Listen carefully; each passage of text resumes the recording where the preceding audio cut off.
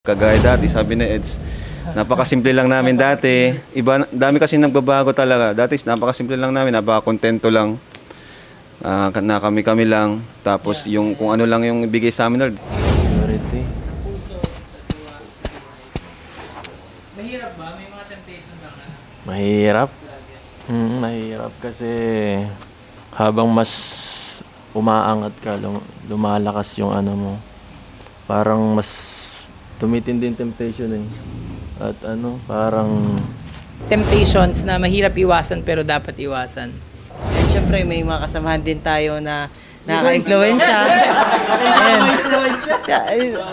And nasa paligid. So pero yung ibang vlogger naman is iniipon nila pampuntang bar, magiinom. Hindi, yung alam mo po yung parang true content, parang maninira na lang para kumita.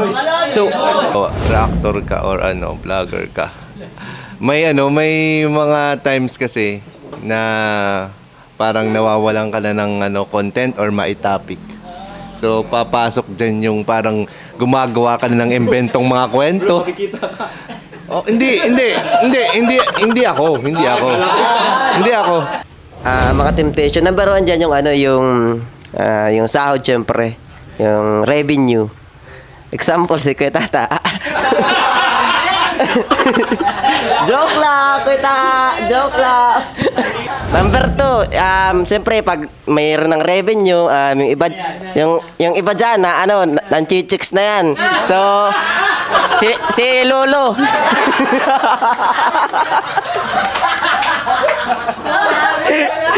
Ay, siyempre, alam nga namang siya lang. Dadamay ko na yung sarili ko. Tapos, dadamay ko na rin si Ryan. Pati yung katabi mo. Pati yun, si David. Kasi, yung bisyo kasi, kaya mo diyan na dedemonyo yung sarili mo kapag lalo na kapag nalulung ka na sa bisyo. Nandiyan na lahat. Droga, alak, sugal. Yan po ang nakakasira po. Hello po, welcome back to my channel, ER Villagomez, dito po sa YouTube. And sa Facebook, it's Pastor ER Villagomez. Thank you po sa lahat na nagsusupport sa channel po natin. Sa mga hindi pa po nakasubscribe, 64% of you nakakapanood ng videos, hindi pa po nakasubscribe. And for this week's episode na ating pong Bible study,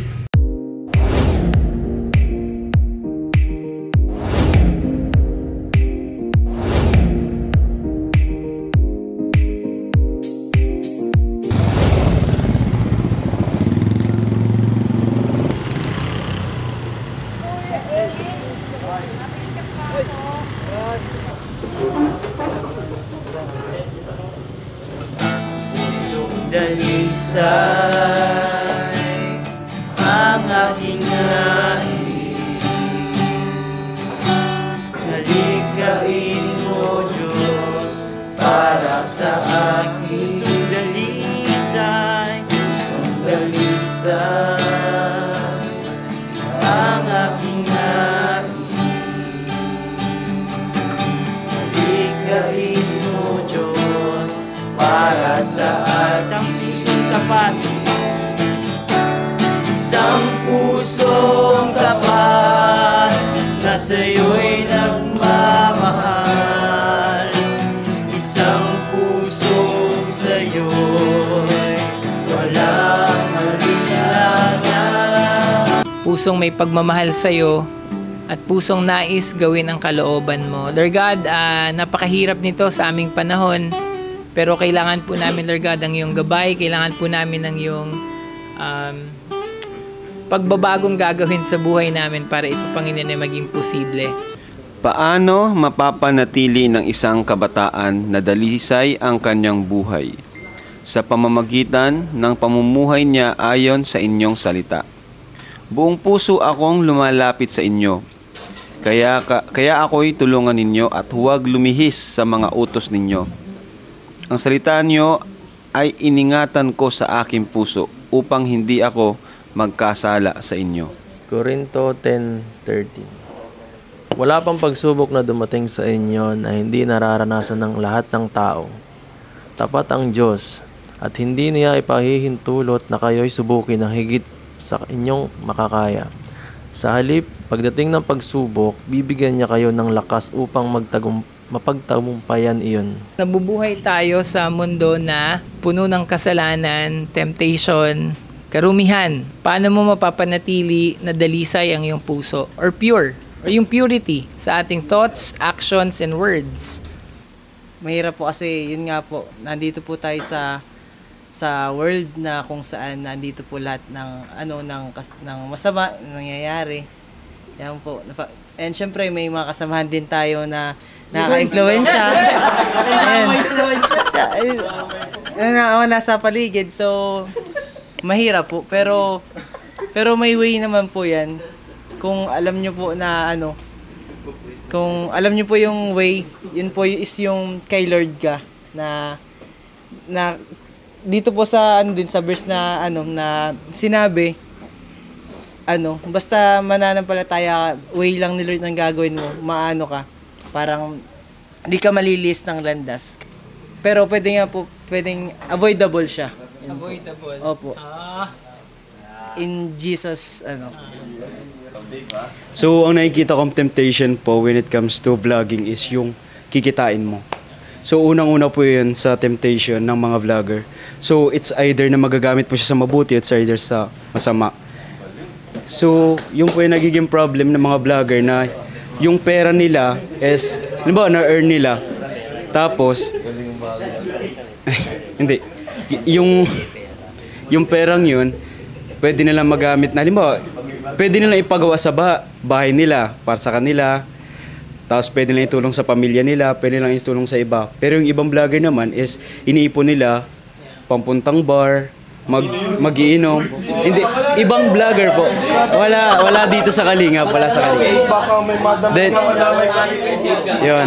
Tapos yung iba naman pong mga, ay di ko alam. Iba naman po mga vlogger is yung alam mo po yung parang true content, parang maninira na lang para kumita. So, hindi po, wala po yan dito. Kumbaga dun po, nagiging temptation po. Yan. Nagiging temptation po yung pera para hindi po tayo maging malinis sa harapan ng Diyos. Na naninira tayo ng kapwa para sa pera. So parang ginagawa po natin Diyos-Diyosan yung pera. May mga tinatawag po kasing iba't ibang klase ng Diyos-Diyosan na pwede pong sa pera, pwedeng sa cellphone, pwedeng sa pagkain, or sa makalaman na gawa. Yun lang po. Salamat. Ang tanong na kung sa mahirap po magpigil doon, mahirap po, masasabi po natin. Pero di po ako vlogger. Lang sa ko lang perspective, mahirap po. Pero kung halimbawa yung transparent naman tayo, tapos yung puso natin talagang ang gusto namang tahakin ay yung mabuting paraan, yun po. Tapos kasama natin ang Diyos sa puso natin lagi. To be honest pa, sobrang hirap kasi syempre nandito tayo sa mundo, and ayun nga, and as a vlogger din, syempre public figure tayo. Ang hirap na kumbaga yung testimony mo na expose ka din sa social media, and syempre kahit papaano di ba? Kahit papaano kahit hindi nga sa social media, kahit dito lang sa may nakakilala. So yun ang pinagpipray ko na kung paano ko o kumbaga maayos yung testimony ko, kahit na sa gitna ng pagiging vlogger. So ayun po. Actually sobrang hirap, lalo na kumbaga lalo na kapag may mga basher. Kung paano mo i-handle minsan kasi pag below the belt na yung mga sinasabi, minsan pag mapapaano ka na din, kahit sabihin natin na hindi mo pinapakita on cam, kumbaga iniisip mo pa lang, doon pa lang papasok na din talaga yung temptation na makagawa ka, makapag-isip ka ng masasama laban sa iyong kapwa. So ayun mahirap kasi kumbaga, lalo na sa kabataan ngayon, napaka-fragile ng puso't isipan kasi nandun sa oras ng pag-explore sa mundo. And ayun nga, yung pleasure na bibigay ng mundo din is talagang iba din. Kumbaga, nakaka-tempt and kumbaga masarap. So ayun po. Mahirap siya labanan pero thank God pa din kasi pinaparamdam niya pa din yung grace niya sa bawat isa. Reactor ka or vlogger ka. May mga times kasi na parang nawawalan ka na ng content or maitopic. So papasok diyan yung parang gumagawa ka na ng inventong mga kwento. Oh, hindi ako. Sa mundo nga eh. Sa mundo ng mga vlogger. Oh. Nasa Manila ngayon? wala naman ako pinapatamaan. pero syempre, matatem ka na parang, gagawa na lang ako ng kwento or ganito. Parang na siya, parang pagsisinungaling na rin siya. Oo, gumagawa sariling kwento. Walang patama yun. Talagang lang. Oh, shout out. Ingat ka lang dyan, ha. so yun ang mahirap ang tanong, paano? Parang parang na siya sa pera. Oo. Sobrang views. Oo. Siguro, na lang, pag-isipan niya na lang mabuti yung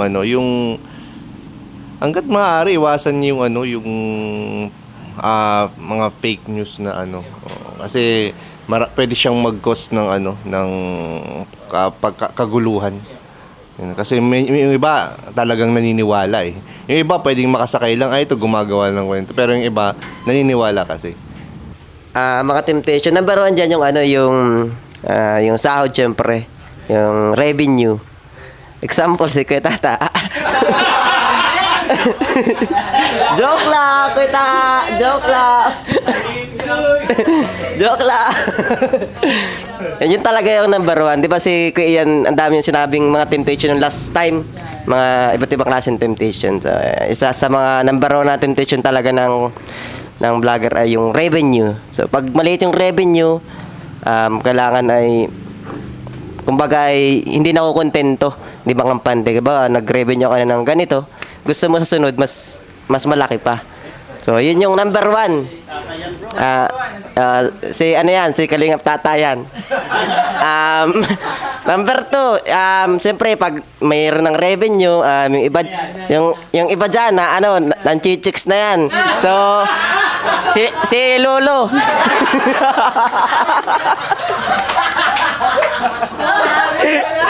Ay, siyempre, alam ka namang siya lang. Dadamay ko na yung sarili ko. Tapos, dadamay ko na rin si Ryan. Pati yung katabi mo. Pati yun, si Kuya David. Pero, yung kay David, big three. Katang isip lang yung kay David eh. Kumbaga, wala pa. Kumbaga yung kay Ryan, kay Lolo, saka yung sa amin, meron na eh. So, yun yung pangalawang temptation. Purity. Mahirap ba? May mga temptation ba nga? Mahirap. Mahirap kasi habang mas umaangat ka, lumalakas yung mo. Parang mas tumitindi yung temptation eh. At parang iba't ibang klase kasi mahirap yung maraming sa pag may power ka magsalita kung kahit pwede ka makasakit o Babago na yung salita. Saka mga kakayanan mo sa gawin na hindi kagaya ng una pa lang sa mga kay Rab na parang wala lang. Chill lang kahit yun talaga parang pure na pure pa talaga yun eh. Wala pa talaga yun. Ang bihira. Malampasan, labanan. Hindi ko alam eh. Paano ko mababa? Hirap nga eh. Mamundok na lang kaya ako. Pangat yung team kasi. So, Yan nga eh. Stay sa bahay. Yan nga eh. Kasi yung puso dapat bantayan talaga. Magugulat ka na lang, naliligaw ka na, o kaya nasa ibang daan ka na, o kaya ang layo mo na kay Lord kasi hindi mo nababantayan. Pero malaking bagay ang may mga kasama. Kasi reminder din siya na, o nga ano, parang, tsaka may magpapaalala sa'yo. Sa mga temptation na ganyan, siguro bisyo. Yeah, bisyo, tama. Bisyo kasi kapag, sa bisyo kasi kapag may alak, may balak. Tsaka pag may pera, marami kang pera. Oo. Kasi yung bisyo kasi, kaya mo, diyan na dedemonyo yung sarili mo kapag lalo na kapag nalulung ka na sa bisyo. Nandiyan na lahat. Droga, alak, sugal. Yan. Yan po ang nakakasira po. Kaya siguro, kung paano natin maiwasan, siguro, iwas tayo sa mga mahilig sa bisyo, tulad sa sugal. Pero mahirap talaga na iwasan din pa. Pero sa sarili natin, siguro, umiwas tayo na sumama sa mga lulong na sa bisyo. Ha? Temptation. Yun na nga, tumatalikod na ako kasi.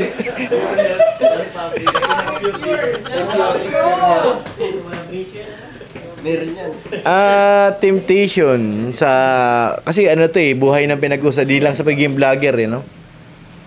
Marami na andun pas yung mahirap na kaya namang gawin. Kasi yun nga yung nadala ka ng temptation, pwede mo naman ipag-pray na patawarin ka ni Lord, di ba? Kasi hindi mahirap talaga kukontrolin mo na kagaya kay Tol Jello, ayayin ka magtagay. Temptation yun di ba? Oh. Ayun nga yun Pero yes po. Turuan na ito, guys. So, siya nag-aalit sa'yo ng temptation? Parang gano'n na nga. Kaso, siguro pas gano'n na lang kasi hindi naman natin sabihin mape-perfect natin na hindi tayo magkakasala, hindi tayo madadala ng temptation. Siguro, magbigay tayo ng oras kay Lord para ihingi ng tawad lahat ng nagawa nating kasalanan na pagkakamali. Kasi yun ang pinakaano lang. Makaiwas sa temptation, mas yung sarili natin ilaan natin kay Lord. Sa mga ginagawa natin, iskonsulta natin sa Kanya, hingi natin ng gabay para hindi po tayo maligaw ng landas sa mga hindi magandang mga ginagawa dito sa mundong ibabaw. Ang kasagutan po ay nandun sa mga binasa po natin. Unang-una na po ay yung pag may tukso or temptation, puso kasi po ang pinag-uusapan So, nakalagay dito is, buong puso ang hangad kong sambahin ka at paglingkuran.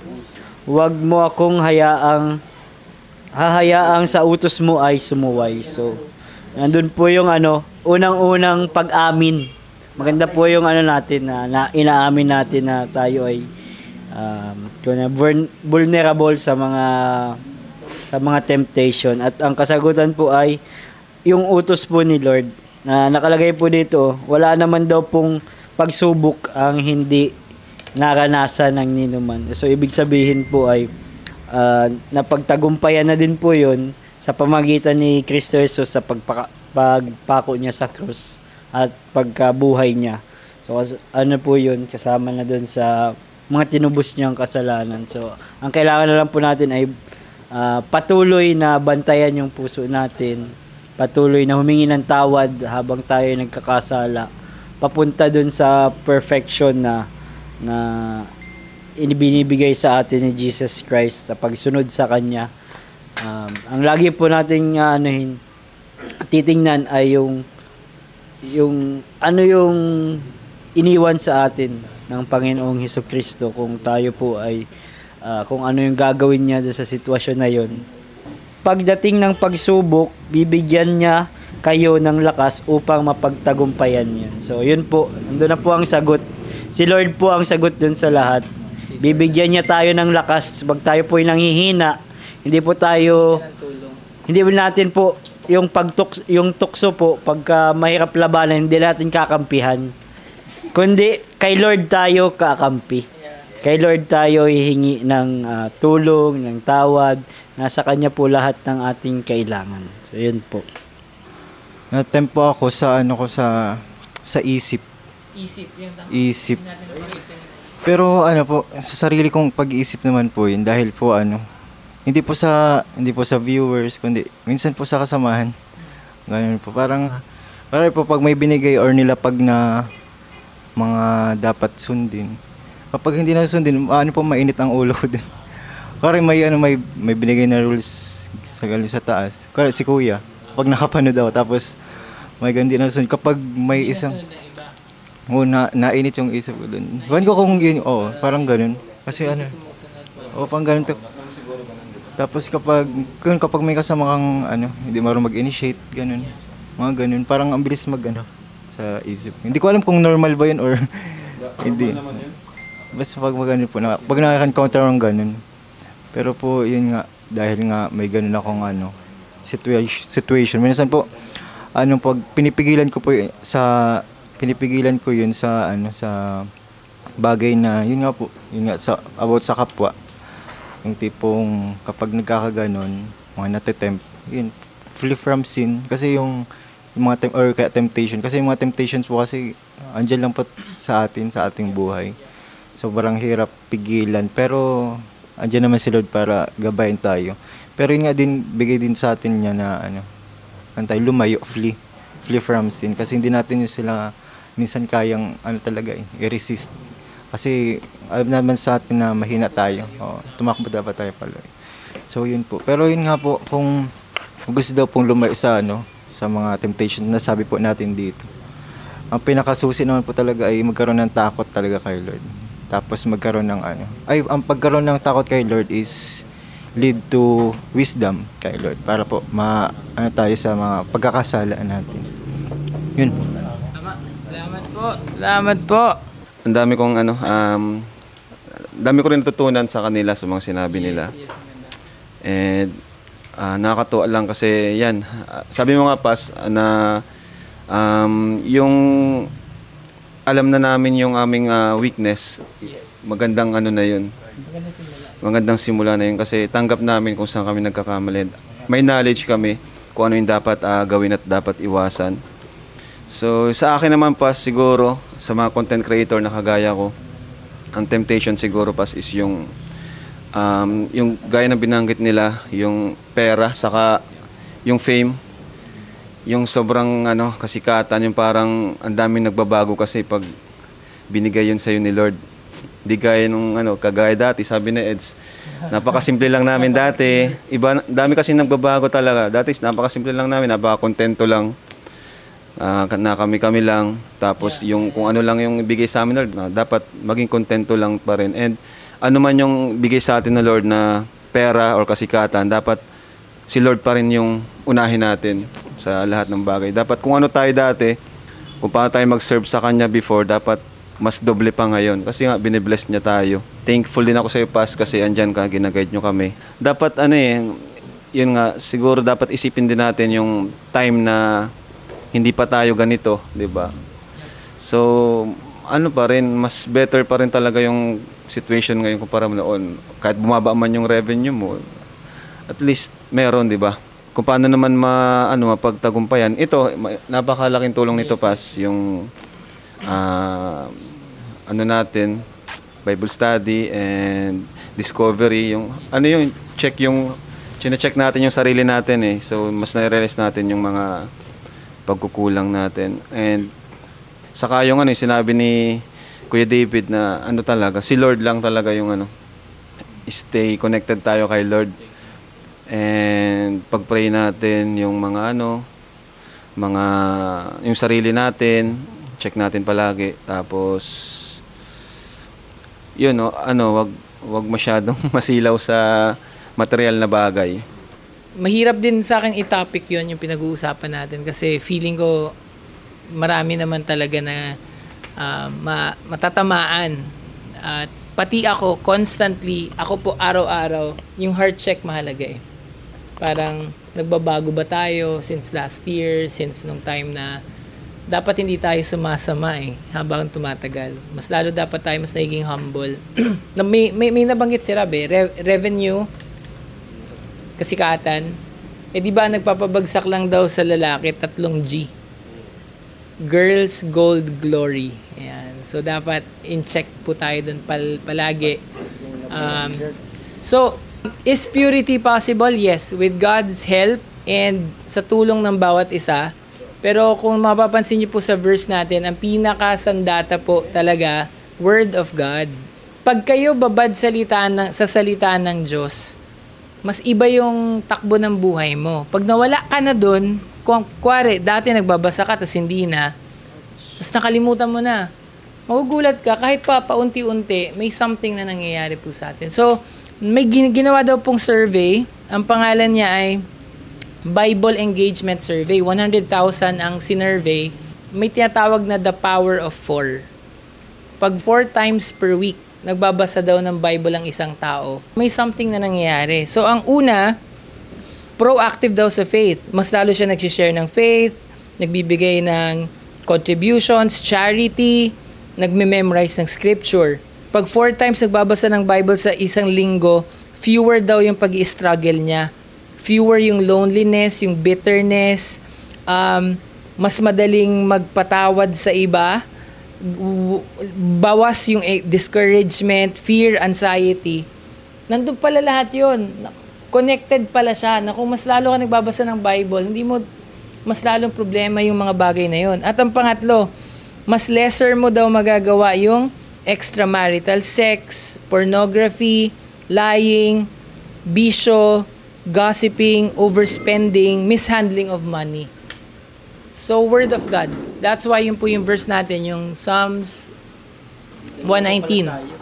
Verse 9. Para makumpleto. May Sunday na, may Wednesday na po tayo. Kaya read your... may song dati sa pambata Read your Bible, pray every day. Yeah, diba? Kaya tama yung sinabi ni D, na train up a child in a way he should go.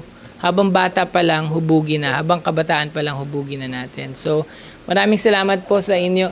Itong ginagawa po natin, wag niyo po itong baliwalain. Bihira lang to, pero sa commitment po ni Kalinga Prab, kaya tayo tuloy-tuloy and nawa, totoo na makapagbago to ng buhay po natin.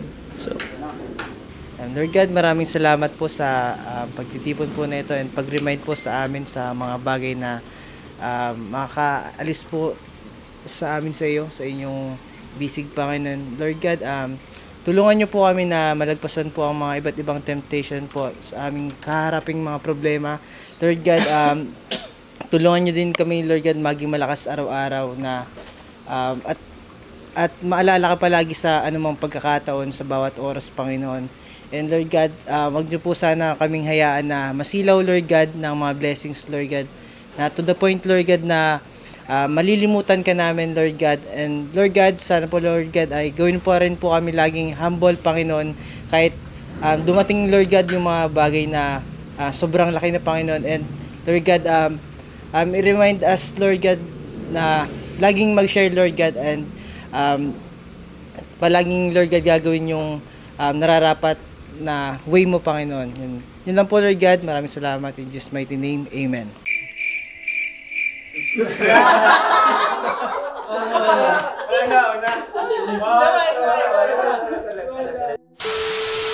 Please subscribe! YouTuber. Salamat po sa inyo. Thank you.